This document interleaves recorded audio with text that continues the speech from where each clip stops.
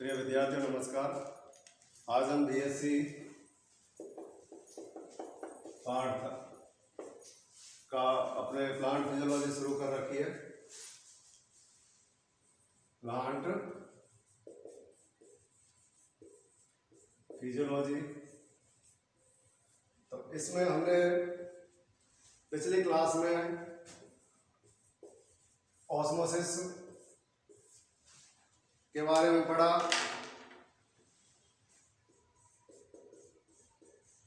Diffusion के बारे में पढ़ा और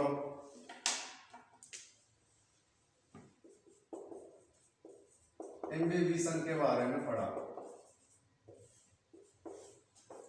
ठीक है, तो ये एक पादप शरीर के अंदर या हम बात करें प्लांट की सेल के अंदर होने वाली कुछ घटनाएं होती हैं। ठीक है, नेक्स्ट अपने बात करते हैं परासरण के बारे में। हमने पढ़ा, फिर प्लांट सेल के अंदर या पादप शरीर के अंदर कुछ दाब जो है, प्रेशर,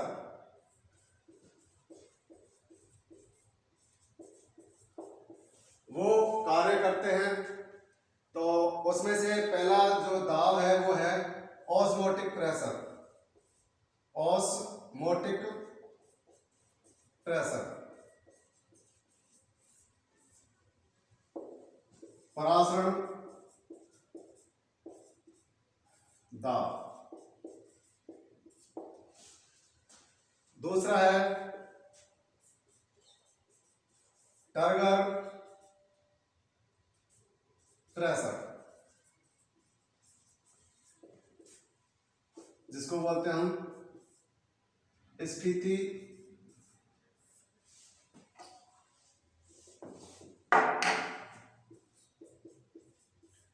स्फीति दाब। और एक है जो है उसका नाम है वाल प्रेशर, जिसको बोलते हैं हम भित्ति दाब। तो ये तीन प्रकार के दाब हैं, आज हम इनके बारे में चर्चा करते हैं। सबसे पहले हम बात करते हैं ऑस्मोटिक प्रेशर की।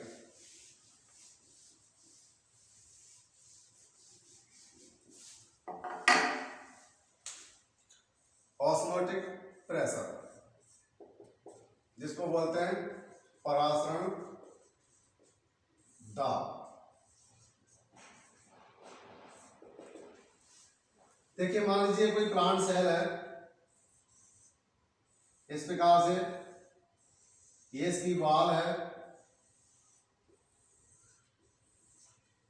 ठीक है, हमने ऑस्मोसिस के बारे में पढ़ा था। ऑस्मोसिस के अंदर हमने बात की थी कि ये एंडोऑस्मोसिस और एक्सोऑस्मोसिस दो प्रकार का है। एंडोऑस्मोसिस जब वाटर के मॉलिक्यूल्स किसी सेल के अंदर प्रवेश करते हैं तो अंतःपरासरण। एक्सोऑस्मोसिस जब किसी सेल से वाटर मॉलिक्यूल जो है वो बाहर निकलते हैं तो उसको बोलते हैं हम बहिर्परासरण। उसी के आधार पर हम बात करते हैं परासरण दाब की। देखिए, ये होता क्या है, हमने बात की थी अंतःपरासरण के अंदर कि जल के मॉलिक्यूल्स का सेल के अंदर क्या करना, प्रवेश करना। किसके द्वारा? सेमी परमेबल मेम्ब्रेन के द्वारा। तो इसको कहते हैं हम क्या, अंतःपरासरण। अब देखिए, इस कोशिका के अंदर, सेल के अंदर एक इस प्रकार का प्रेशर कार्यरत होता है जो जल के मॉलिक्यूल्स को अंदर जाने से क्या करता है, रोकता है या उनका विरोध करता है। क्या है ऑस्मोटिक प्रेशर? क्या है? वह दाब जो परासरण की क्रिया को रोकने का कार्य करता है, उसे हम कहते हैं क्या, ऑस्मोटिक प्रेशर। जैसे मान लीजिए वाटर मॉलिक्यूल्स इसके अंदर प्रवेश कर रहे हैं, तो इसके अंदर वह दाब जो वाटर मॉलिक्यूल्स को अंदर आने का क्या करता है, विरोध करता है, उसे हम बोलते हैं ऑस्मोटिक प्रेशर। ठीक है, नेक्स्ट हम बात करते हैं टर्गर प्रेशर, स्फीति दाब।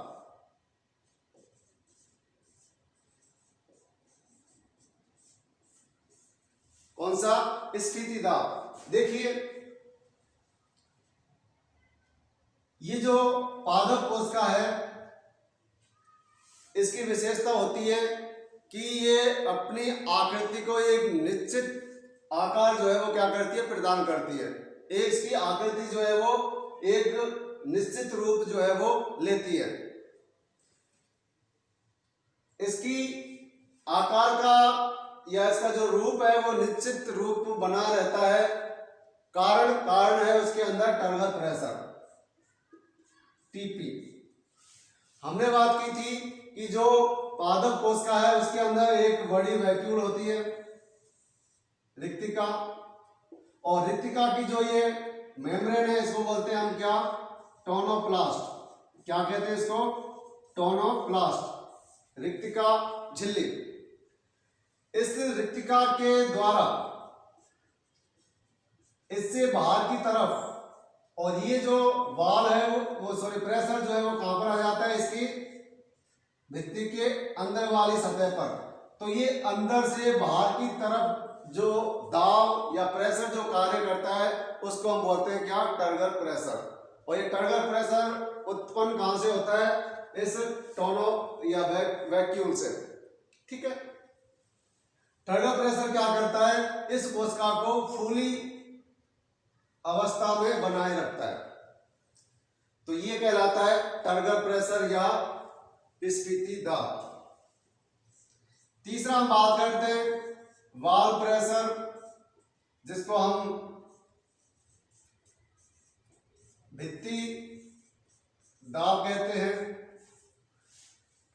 तो वाल प्रेशर का मतलब है कोशिका की जो वाल है उसके द्वारा लगने वाला। तो ये इसकी वाल है और इस वाल से अंदर की तरफ लगने वाला जो प्रेशर है उसको हम बोलते हैं वाल प्रेशर। और ये वाल प्रेशर क्या करता है? इस टर्गर प्रेशर का विरोध करता है। देखिए हमने पहले पढ़ा था कि टर्गर प्रेशर जो है वो अंदर से बाहर की तरफ, यानी कि इस वाल पर अंदर से बाहर की तरफ जो है वो दाब लगाता है, जबकि वाल प्रेशर जो है वो इस वाल पर बाहर से अंदर की तरफ। तो ये टर्गर प्रेशर और वाल प्रेशर जो है वो एक दूसरे के क्या होते हैं? विपरीत होते हैं। तो यहां पर ये वाल प्रेशर जो है इस वाल पर अंदर की तरफ से, यानी कि इसको फ्लैसिड अवस्था या पिचकाने में ये कार्य करता है। लेकिन हम बात करते हैं कि पादप कोशिका यदि पिचकी हुई होगी तो वो क्या हो जाती है? डेड हो जाती है, मृत हो जाती है।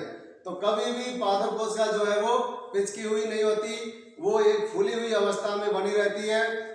और यदि टर्गर प्रेशर का मान ज्यादा हो जाता है तो कई बार जो सेल है वो क्या हो जाती है? बस्ट हो जाती है, फट भी सकती है।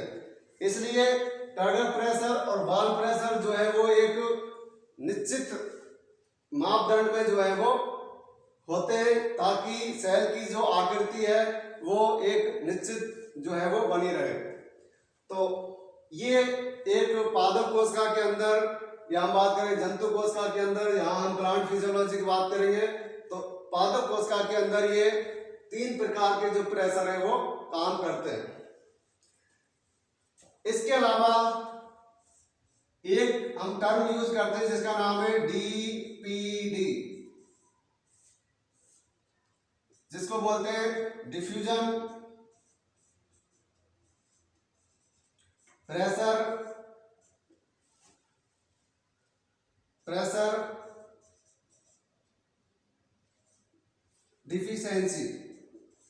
डिफिशिएंसी।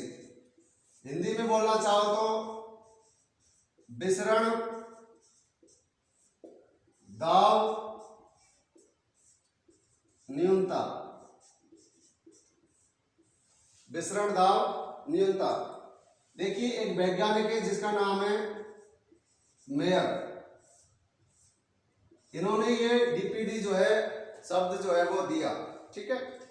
तो डीपीडी है क्या? इस डीपीडी को हम शॉर्ट में एक सामान्य लैंग्वेज में हम कह सकते हैं कि जल की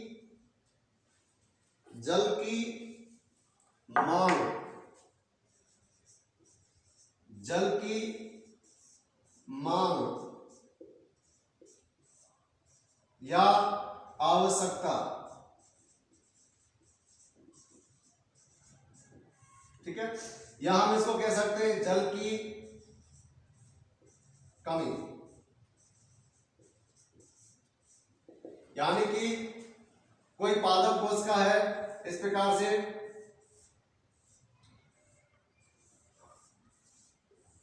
और यदि हम बात करें इसकी डीपीडी का मान क्या है, अधिक है, डीपीडी का मान इसका अधिक है, तो इसका मतलब है कि इस सेल को जल की अत्यधिक आवश्यकता है, जल की अत्यधिक इसको क्या है, मांग है, या हम कह सकते हैं कि इस प्लांट सेल के अंदर जल की काफी कमी है। यदि डीपीडी का मान ज्यादा है तो इसका मतलब उस पादप कोशिका के अंदर जल की आवश्यकता ज्यादा है। यदि डीपीडी का मान कम है इसका मतलब उस पादप कोशिका को जल की मांग या जल की आवश्यकता उसको क्या होती है, कम होती है। तो ये इसका उल्टा होता है, यदि डीपीडी का मान ज्यादा है इसका मतलब जल की मांग ज्यादा है, इसको जल की ज्यादा आवश्यकता है। तो ये कुछ टर्म हैं जिनको हमने आज पढ़ा, ओपी, टीपी और डब्ल्यूपी और डीपीडी। अब देखिए एक फॉर्मूला है जो हम ज्यादातर इसको काम में लेते हैं,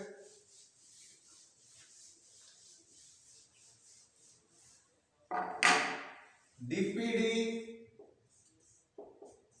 बराबर ओपी माइनस टीपी। टीपी को हम डब्ल्यूपी भी लिख सकते हैं, लेकिन सामान्यतः डीपीडी बराबर osmotic pressure minus turgor pressure, इस फॉर्मूले से जो है इसको लिखा जाता है। डीपीडी बराबर ओपी माइनस टीपी। विसरण दाब न्यूनता जो है वो परासरण दाब, और यदि हम इसमें से क्या घटा दें, स्फीति दाब घटा दें, तो ये इसका मान आ जाएगा डीपीडी का मान, ठीक है। तो इसके आधार पर कुछ सवाल हैं, जैसे मान लीजिए किसी पादप कोशिका के अंदर ऑस्मोटिक प्रेशर का मान मान लीजिए 10 है, टर्गर प्रेशर का मान मान लीजिए 6 है, तो डीपीडी का मान यहां पर क्या आ जाएगा, डीपीडी बराबर क्या हो जाएगा, डीपीडी बराबर 4, और ये 4 किसके हैं, प्लस के, तो यानी कि उस कोशिका को जो है वो जल की आवश्यकता है, ठीक है, जल उस कोशिका के अंदर प्रवेश करेगा।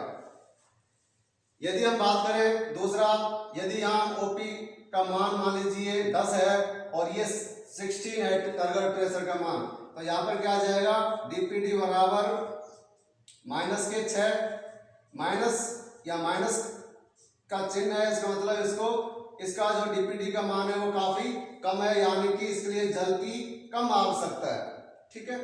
तो इस आधार पर पेपर में कई बार कुछ क्वेश्चंस पूछ लिया जाता है, और वो क्वेश्चन किस प्रकार से पूछे जाते हैं देखते हैं। मान लीजिए क्वेश्चन इस प्रकार से आता है, कोई दो सेल है, सेल 1A और सेल 2B, ये दो कोशिकाएं हैं। इस कोशिका के अंदर जो ऑस्मोटिक प्रेशर का मान है वो है 10, टर्गर प्रेशर का मान जो है वो क्या है 8। इस कोशिका के अंदर जो बी सेल है उसके अंदर ऑस्मोटिक प्रेशर का मान है 10 और टर्गर प्रेशर का मान है 12। तो बताइए जो जल है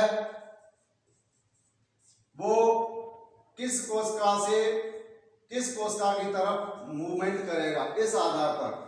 तो अभी मैंने जो फॉर्मूला बताया था वो ये है, डीपीडी बराबर, पहले इसका करते हैं, डीपीडी बराबर देखिए कितना है 10 माइनस 8, तो कितना आ गया यहाँ पर 2। इसका डीपीडी का मान कितना हो जाएगा, डीपीडी बराबर 10 माइनस 12, यानी डीपीडी का मान यहाँ क्या आ जाएगा माइनस के 2। तो यहाँ पर डीपीडी का मान यहाँ अधिक है, यहाँ अधिक होने का कारण मतलब है कि इसके लिए जल की मांग है, जल की इसको क्या है आवश्यकता है, जल की इसको आवश्यकता है। और इसको जल की यदि आवश्यकता है कारण क्योंकि इसका डीपीडी का मान है, तो जो जल है वो किधर से आएगा, बी कोशिका से ए कोशिका की तरफ मूवमेंट करेगा। तो इस प्रकार से हम इसको करते हैं। मान लीजिए यदि ये उल्टा होता, इसका यहाँ 18 है और इसका यहाँ पर ये है, तो यहाँ कितना हो जाता, -18 करते तो यहाँ माइनस कितना हो जाता, 6, क्या हो जाता, -8 हो जाता। अब हम बात करें, देखिए यहाँ -2 है और यहाँ -8 है, तो हम कहें कि इसको जल की बहुत कम आवश्यकता है, तो जल जो है वो किधर जाएगा, इस ए सेल से बी सेल की तरफ जाएगा, इस प्रकार से। ठीक है, तो इस फॉर्मूले के आधार पर डीपीडी बराबर OP osmotic pressure minus turgor pressure, ये जो है हम इसको याद रखेंगे तो हम विभिन्न प्रकार के सवालों को इसके आधार पर कर सकते हैं। तो आज की क्लास में इतना ही, धन्यवाद।